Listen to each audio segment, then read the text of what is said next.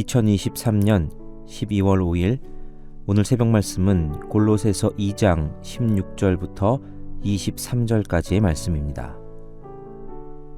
그러므로 먹고 마시는 것과 절기나 초하루나 안식일을 이유로 누구든지 너희를 비판하지 못하게 하라.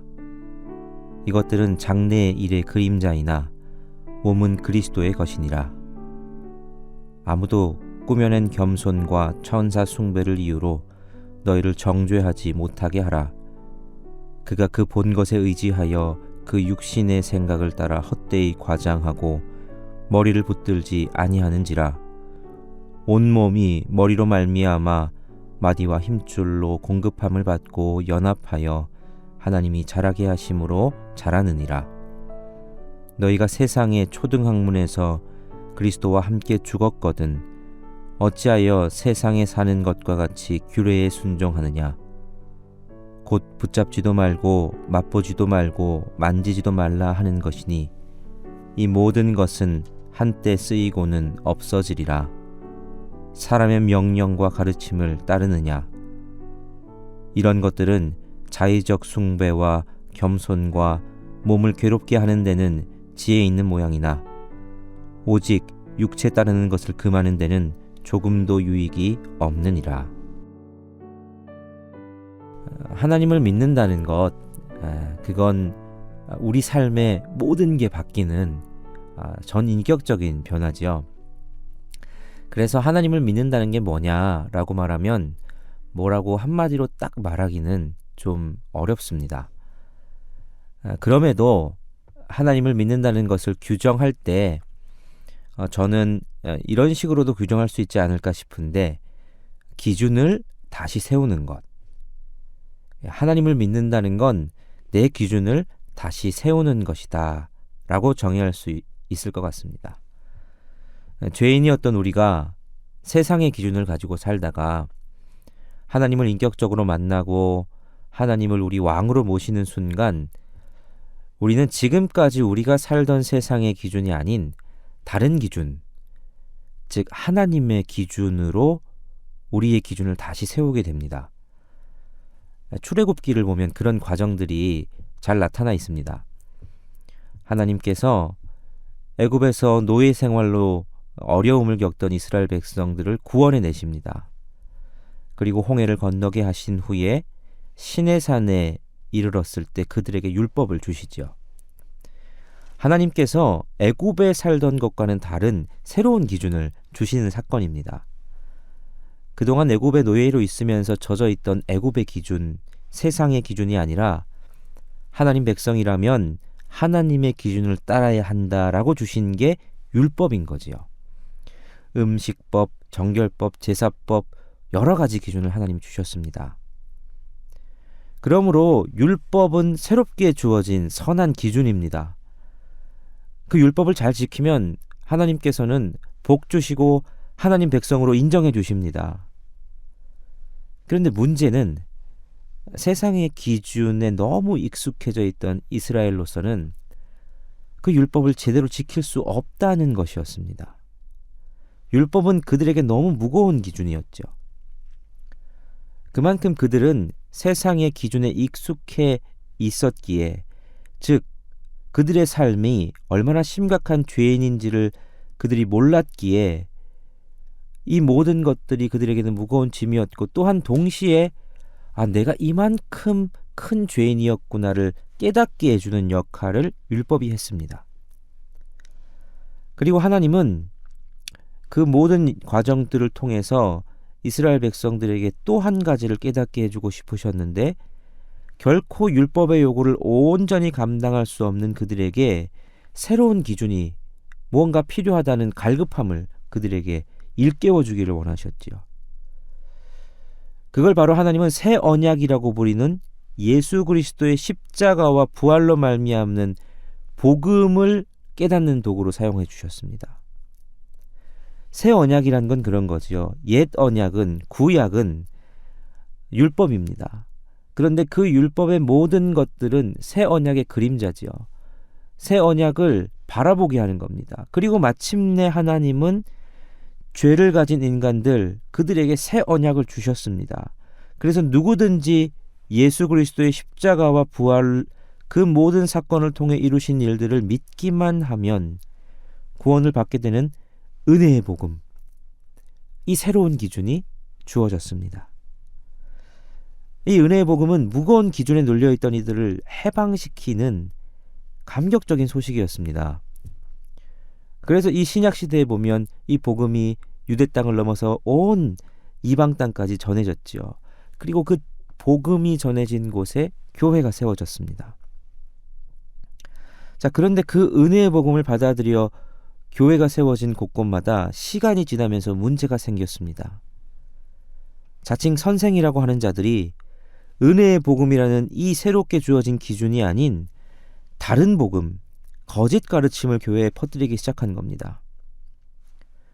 하나님이 우리에게 주신 은혜의 복음이라는 기준이 아니라 이전에 행했던 율법을 행함, 이것도 추가해야 된다거나 이 은혜의 복음을 퇴색시켜버리는 여러 가르침들이 교회에 많이 전파되고 만연해졌습니다. 이로 말미암아 교회들은 큰 혼란을 겪게 되지요. 우리가 읽는 신약의 여러 서신들 중에 이 주제를 해결하기 위해 쓰여진 서신들이 많습니다. 오늘 우리가 묵상하는 이 골로새서도 마찬가지입니다. 골로새 교회도 그런 문제를 가지고 있었습니다. 거짓 교사들이 들어와서 골로새 교회를 흔들었습니다. 그들이 주로 주장했던 논리들에 대해서는 오늘 본문에서 우리가 몇 가지를 살펴볼 수 있습니다.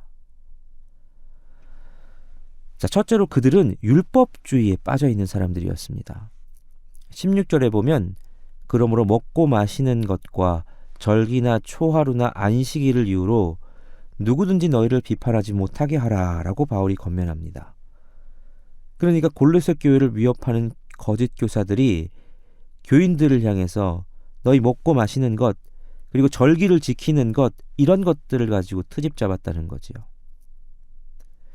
너희는 음식과 절기에 관한 율법의 규정을 다 지켜야 한다라고 요구했던 겁니다. 예수 그리스도를 믿는 것만으로는 충분하지 않으며 거기에다 율법 행하는 것 덧붙여야 구원받는다. 이런 주장한 겁니다. 그들은 하나님이 새롭게 세워주신 기준, 그 기준이 아니라 이전의 기준을 들먹거리며 또한 이전의 기준과도 전혀 호도된 다른 기준을 제시하며 성도들을 힘들게 했습니다. 둘째로 그들은 신비주의에 빠져 있는 사람들이었습니다. 18절부터 19절 상반절을 보면 아무도 꾸며낸 겸손과 천사 숭배를 이유로 너희를 정죄하지 못하게 하라. 그가 그 본 것에 의지하여 그 육신의 생각을 따라 헛되이 과장하고 머리를 붙들지 아니하는지라. 유대교 안에도 예로부터 신비주의자들이 있었습니다. 이들의 특징은 신비적인 현상에 주목하면서 그 현상을 경험하고 보는 것을 신앙생활의 중요한 목표로 삼는 사람들이었습니다. 그들에게 나타나는 현상 중에 하나가 이 천사 숭배 사상이었습니다. 그들은 거짓된 겸손으로 꾸며진 예배 의식을 통해서 신비한 경험을 했다고 과장하고 그것을 통해서 자신들을 높이려는 교만함이 밑에 깔린 자들이었습니다. 19절에서는 그런 그들이 머리를 붙들지 아니한다라고 말합니다. 즉 머리 대신 예수 그리스도를 붙잡지 않고 신비적인 현상만 붙잡는 자라고 바울은 그들을 지적하는 겁니다. 셋째로 그들은 금욕주의에 빠져 있는 사람들이었습니다. 23절에 보면 이런 것들은 자의적 숭배와 겸손과 몸을 괴롭게 하는 데는 지혜 있는 모양이나 오직 육체에 따르는 것을 금하는 데는 조금도 유익이 없느니라 말씀합니다. 자, 이런 것들, 그들이 행하는 것, 그들은 여러 가지 것들을 행하면서 자기 몸을 힘들게 했습니다. 몸을 쳐서 몸의 소욕을 죽이는데 모든 초점을 맞추었죠. 그리고 그것을 통해서 무엇을 얻고 싶어 하냐? 의로움을 얻고 싶어 했습니다. 그게 금욕주의입니다. 육신을 치고 육신을 괴롭게 하는 데 있어서는 금욕주의가 효과가 있겠죠. 그런데 정작 아무리 그렇게 해도 본성적으로 나오는 육체의 이 악함을 제어할 수는 없었습니다. 바울은 그걸 꼬집고 있는 것이지요. 골로새 교회 거짓 교사들은 율법의 음식과 절기에 대한 규정을 강조하고 신비주의에 빠져 있었을 뿐만 아니라 육체의 욕구를 거부해야 한다고 가르쳤습니다. 근데 그건 결코 진리에서 나온 것들이 아니었습니다.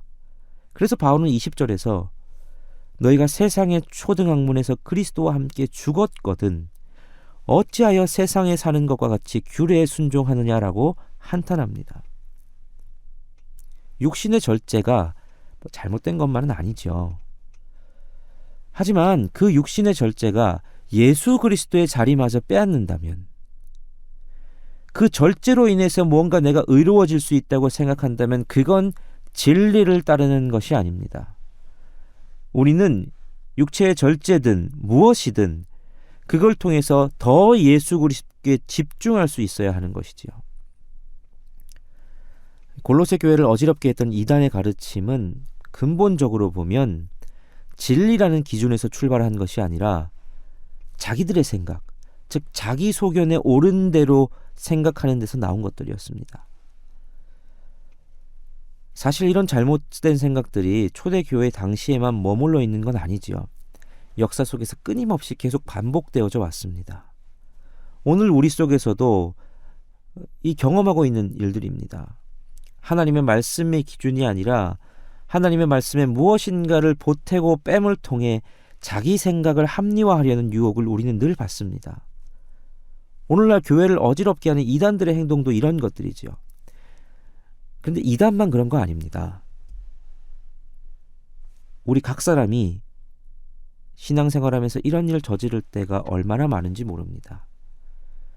우리 속에도 하나님의 진리, 하나님의 기준이 아니라 자기 자신만의 기준을 세우고 그 기준대로 말씀을 떼다 붙이며 합리화하며 이게 하나님의 진리라고, 저게 하나님의 진리라고 자기 생각을 자기 스스로에게든 또한 남에게든 강요하는 때가, 그리고 비판하고 판단하는 때가 얼마나 많은지 모릅니다.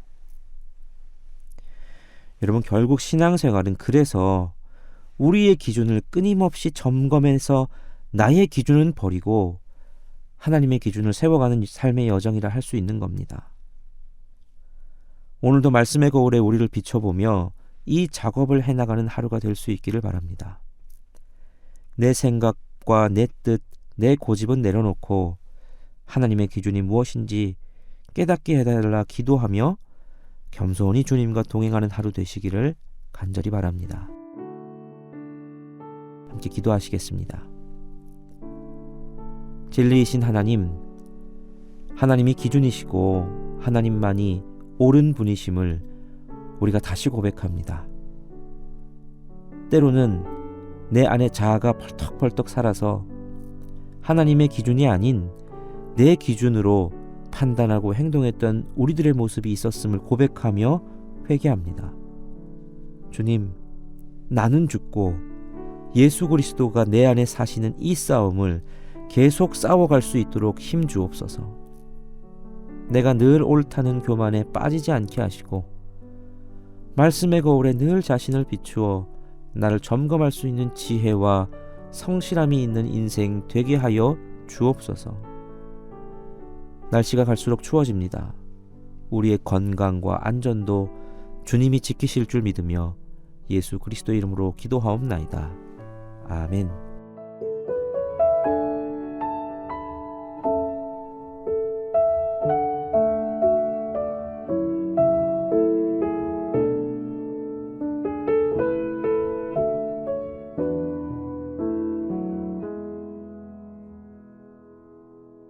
주님 말씀하시면 내가 나가리다. 주님 뜻이 아니면 내가 멈춰서리다. 나의 가고 서는 것 주님 뜻에 있으니 오 주님 나를 이끄소서. 주님 말씀하시면 내가 주님 뜻이 아니면 내가 멈춰서리다. 나의 가고 서는 것 주님 뜻에 있으니 오 주님 나를 이끄소서. 뜻하신 그곳에 나 있기 원합니다. 이끄시는 대로 순종하며 살리니 연약한 내 영혼 통하여 일하소서. 주님 나라와 그 뜻을 위하여 오 주님 나를 이끄소서.